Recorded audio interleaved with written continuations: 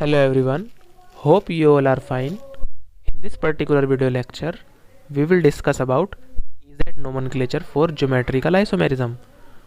And in previous video, we discuss about cis and transform for geometrical isomerism. cis trans isomerism जो है वो उन carbon compounds पर होती है जब कार्बन डबल बॉन्डेड हो और कार्बन है उसकी जो दो वैलेंसीज हैं दोनों अलग अलग हों। वो जो दो वैलेंसीज हैं वो जो दूसरा डबल बॉन्डेड कार्बन एटम है उसके सिमिलर हो सकती हैं और डिफरेंट भी। लेकिन जो EZ नोमेनक्लेचर है उसकी रिक्वायरमेंट क्यों पड़ी? उसकी रिक्वायरमेंट हमें इसलिए पड़ी क्योंकि अगर जो डबल बॉन्डेड कार्बन एटम है कार्बन डबल बॉन्ड कार्बन में वे जो चार वैलेंसीज हैं अलग अलग कार्बन की वो अलग अलग होंगी, तो उस केस में जो चारों वैलेंसीज अलग होंगी तो उसमें हम पता नहीं लगा पा सकते कि वो सिस फॉर्म बनेगी या फिर ट्रांसफॉर्म बनेगी। तो उसके लिए EZ नोमेनक्लेचर बनाया गया है। अब EZ नोमेनक्लेचर के लिए कुछ रूल्स हैं जिसमें पहला स्टेप आता है कि जो अटैच्ड ग्रुप्स हैं कार्बन डबल बॉन्ड से उसका रैंकिंग करनी है। हमें रैंकिंग करेंगे, प्रायोरिटी ऑर्डर डिसाइड करेंगे और जो वो प्रायोरिटी ऑर्डर होगा वो डिपेंड करेगा सीक्वेंस रूल पर। जो RS नोमेनक्लेचर ऑप्टिकल आइसोमेरिज्म में पढ़े थे वो जो सीक्वेंस रूल RS सिस्टम में लगे थे वही सीक्वेंस रूल यहाँ पर फॉलो होंगे, जिसमें से पहला रूल है higher the atomic number higher is the priority.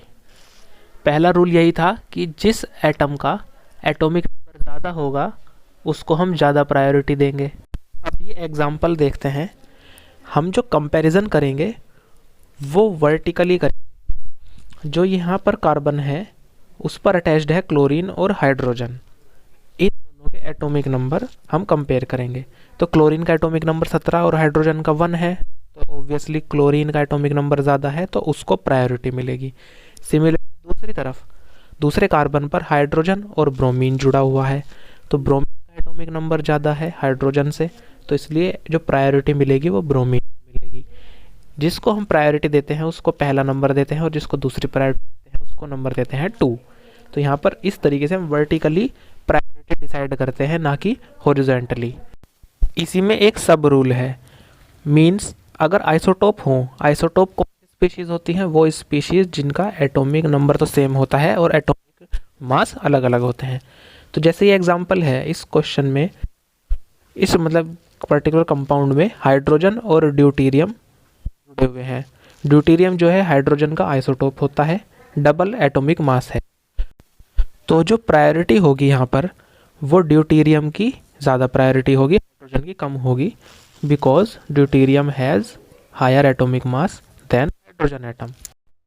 Second rule ये कहता है कि जो कार्बन एटम है डबल बॉन्डेड, अगर उससे सिमिलर एटम जुड़े हुए होंगे तो हम उसके पड़ोस वाले एटम्स को देखेंगे, तो जिसका एटॉमिक नंबर ज़्यादा होगा पड़ोस वाले कार्बन एटम से जुड़े हुए का उसको हम कंसिडर करेंगे ज़्यादा प्रायोरिटी के लिए।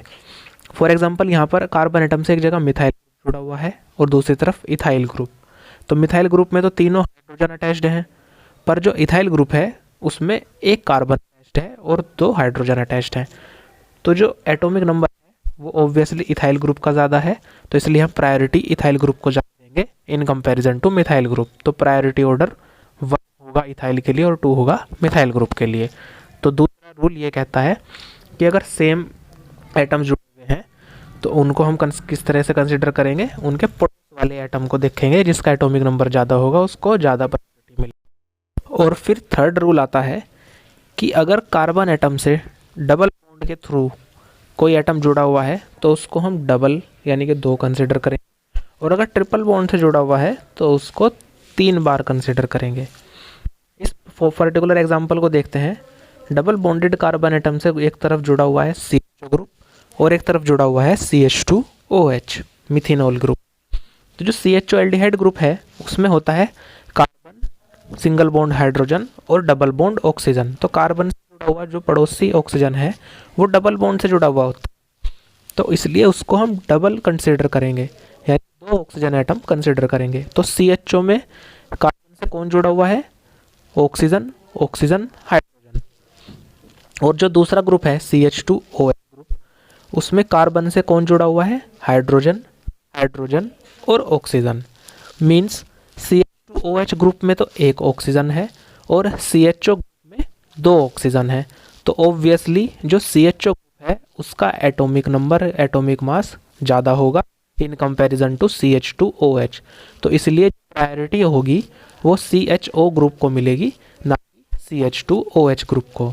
तो इस तरीके से अगर कोई ट्रिपल बॉन्ड जुड़ा हुआ होता, जैसे कि C triple bond N cyano group होता, तो यहाँ ट्रिपल बॉन्ड नाइट्रोजन है, तो हम कंसिडर करते कि कार्बन से 3 नाइट्रोजन जुड़े हुए हैं, तो वहाँ उसको ट्रिप्लिकेट कर देते क्योंकि ट्रिपल बॉन्ड है। यहाँ CHO ग्रुप में डबल बॉन्ड था इसलिए हमने इसको डबल किया। तो ये 3 इसके प्रायोरिटी और प्रेफरेंस रूल होते हैं जो कि हम RS सिस्टम में भी फॉलो करते हैं और यहाँ EZ नोमेनक्लेचर में भी फॉलो करेंगे। तो ये पहला स्टेप तो हो गया प्रायोरिटी डिसाइड करने के लिए। अब दूसरे स्टेप में हम क्या करते हैं, कंपेयर कर देते हैं सिमिलर प्रायोरिटी ग्रुप। मीन्स पहली प्रायोरिटी वाले ग्रुप अगर सेम साइड पर होंगे तो वो होगा जस्टमैन, यानी कि Z कॉन्फ़िगरेशन। यहाँ जस्टमैन मीन्स होता है सेम साइड या टुगेदर। और सेम प्रायोरिटी वाले ग्रुप अपोजिट साइड होंगे, एक दूसरे के अपोजिट होंगे, तो उसको बोल देंगे हम एंटीजन, मीन्स अपोजिट साइड, यानी कि E कॉन्फ़िगरेशन। तो EZ नोमेनक्लेचर इस तरीके से वर्क करेगा। Same side together same priority group होंगे तो Z, और अगर सेम प्रायोरिटी वाले ग्रुप अपोजिट होंगे तो वो E कॉन्फ़िगरेशन कही जाएगी। अब एग्जाम्पल कंसिडर करते हैं। इस पर्टिकुलर कंपाउंड जो पहला कार्बन है उससे एक तरफ ब्रोमीन अटैच्ड है और दूसरा हाइड्रोजन, तो ऑब्वियसली ब्रोमीन का एटॉमिक नंबर ज़्यादा है तो उसको प्रायोरिटी मिलेगी। और अब जो डबल बॉन्ड से दूसरा कार्बन जुड़ा हुआ है उससे एक तरफ क्लोरीन एटम जुड़ा हुआ है और दूसरी तरफ इथाइल ग्रुप। इथाइल ग्रुप में कार्बन से अटैच्ड है कार्बन और हाइड्रोजन, और क्लोरीन अकेला एटम है। तो क्लोरीन का एटॉमिक नंबर ज़्यादा है, डायरेक्टली अटैच्ड है, तो उसको कार्बन से कंपेयर करेंगे तो प्रायोरिटी मिलेगी क्लोरीन को। तो यहाँ पर ब्रोमीन और क्लोरीन इनको प्रायोरिटी मिल रही है और दोनों सेम साइड पर हैं, टुगेदर हैं। टुगेदर के लिए Z कॉन्फ़िगरेशन लिखी जाएगी। तो ये जो कंपाउंड है ये है Z कॉन्फ़िगरेशन। अब दूसरा एग्जांपल कंसिडर करते हैं। ये वाला जो कार्बन है इस पर एक तरफ कार्बोक्सिलिक एसिड जुड़ा हुआ है और दूसरी तरफ CF3। यहाँ पर COH ग्रुप है, एक डबल बॉन्ड ऑक्सीजन है, तो डबल बॉन्ड को डुप्लीकेट करेंगे तो कुल मिलाकर के यहाँ पर कार्बन से 3 ऑक्सीजन एटम्स डायरेक्टली अटैच्ड हैं, और जो दूसरा कार्बन है उससे 3 फ्लोरीन डायरेक्टली अटैच्ड है। तो ऑब्वियसली फ्लोरीन का एटॉमिक नंबर ज़्यादा है ऑक्सीजन से, तो CF3 को ज़्यादा प्रेफरेंस मिलेगी, COOH को कम प्रेफरेंस मिलेगी। और दूसरी तरफ CN ग्रुप जुड़ा हुआ है और दूसरा CH2NH2। CN ग्रुप में C ट्रिपल बॉन्ड N होता है, यानी कि कार्बन से ट्रिपल बॉन्ड लगा हुआ है, तो यहाँ ट्रिप्लिकेट कर देंगे, 3 नाइट्रोजन कंसिडर करे जाएंगे कार्बन से जुड़े हुए। और दूसरी तरफ CH2 ग्रुप से 2 हाइड्रोजन जुड़े हुए हैं और 1 नाइट्रोजन, तो ऑब्वियसली 3 नाइट्रोजन ज़्यादा प्रायोरिटी ऑर्डर फॉलो करेगा, 1 नाइट्रोजन कम प्रायोरिटी ऑर्डर फॉलो करेगा। तो यहाँ पर जो प्रायोरिटी है CN ग्रुप को मिलेगी, और इससे पहले कार्बन में CF3 को प्रायोरिटी मिल रही थी। तो जो 2 प्रायोरिटी वाले ग्रुप हैं दोनों सेम साइड पर आ गए फिर, तो ये वाला कॉन्फ़िगरेशन भी Z कॉन्फ़िगरेशन कहा जाएगा। अब एक और स्पेशल टाइप के कंपाउंड्स को हम कंपेयर करके देखते हैं EZ कॉन्फ़िगरेशन के लिए। तो ये जो कंपाउंड है ये 6 कार्बन कंटेन कर रहा है और ये है 2,4 हेक्साडाइईनोइक एसिड। कार्बोक्सिलिक एसिड पहली पोजीशन पर है और 2 और पोजीशन पर डबल बॉन्ड है।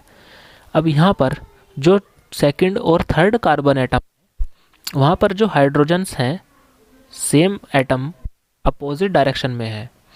इस ग्रुप में सब वैलेंसीज क्या है, अलग अलग।